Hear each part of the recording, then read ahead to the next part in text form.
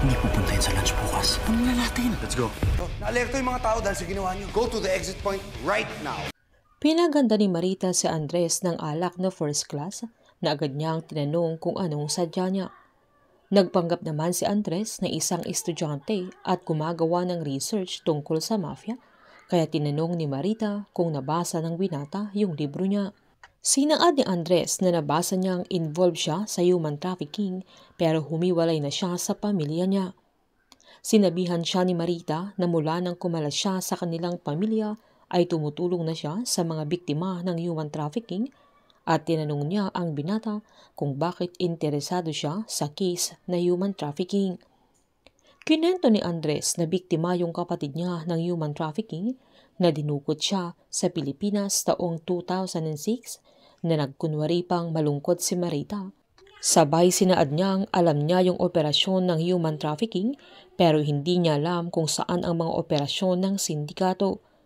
Tinanong naman ni Andres kung may kakilala siya na konektado sa pamilya nila noon, kaya nagpalusot naman si Marita na hindi na niya matandaan ang mga pangalan nila, lalo't madami ang mga ito. Sinubukang magmakaawa ng binata pero sinabihan ni Marita yung security guard na samahan na niya si Andres dahil kailangan na niya itong umalis. Sabay tinanong naman ng binata kung pwede pa siyang bumalik doon pero sinabihan siyang hindi na kailangan. Kaya nagpasalamat na lang ang binata at pinakinggan niyang mabuti yung binilin ni Marita sa kanyang guard na gumamit na Espanyol na salita.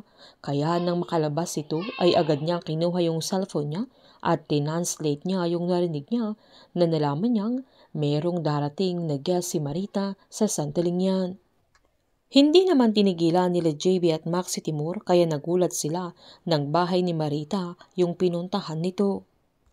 Habang nakita naman ni Greg si Miguel na may mga ka-video call ito kung saan nagpasalamat siya sa pagmamahal at suporta na binibigay nila sa kanya, na grabe yung mga pinagdadaanan niya na natitempt siya ulit na uminom ng alak pero ayaw niyang magsisi sa huli dahil sayang yung progress na nagawa na sa buhay niya na kahit magulo at masakit ay lalaban siya at hindi ito susuko. Pagkatapos ni Miguel ay nilapitan siya ni Greg kung saan binahagi niya ang natutunan niya na may power sa self-control, na alam niyang mabigat yung pinagdadaanan niya pero kinakaya niya pa rin. Na agad namang nagpasalamat si Miguel sa job order na binigay sa kanya na ginagawa niya ang bagay niyon para sa anak niya. Kaya sinabihan ni Greg na sana lahat ng tao ay ganun mag-isip na madami pa silang pagdadaanan sa misyon nila kaya kailangan pa nilang maging matatag.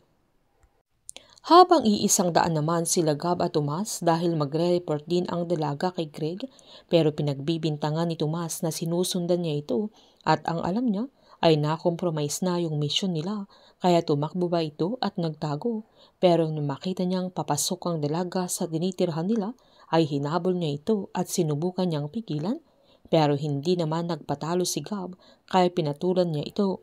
Napasigaw naman si Tomas at nagpasaklolo kila Greg na sinad niyang may trespassing, sabay nilabas niya yung baril niya pero naagaw naman ng dalaga at nagulat pa siya nang tawagin ni Gab yung pangalan niya na napagtanto niyang kilala siya nito. Sakto namang lumabas sila Greg at Miguel at nang dihado na si Tomas ay pinahinto naman ni Greg si Gab.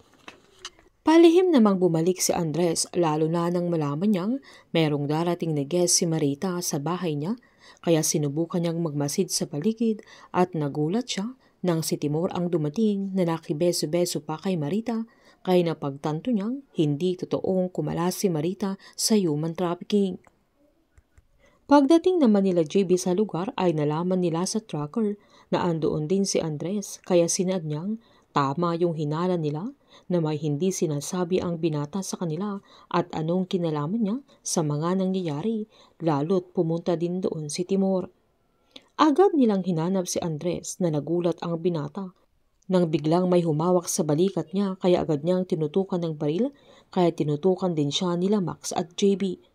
Dahil nalaman naman ni Andres na hindi na a-attend ng lunch sa Villa si Timur kinabukasan, ay sinabi niya kila JB kaya nagdesisyon silang dukutin na nila ito habang andoon pa Pero ito ang magiging dahilan na muntik nang mapapahamak sila Miguel at Tomas, kaya pagagalitan sila ni Greg dahil papalpak na naman sila sa kanilang plano dahil pinairal nila ang kanilang emosyon. Painit ng painit ang mga tagpo, sabay-sabay po nating subaybayan ang advance episode ng Incognito dito lamang po sa aking channel.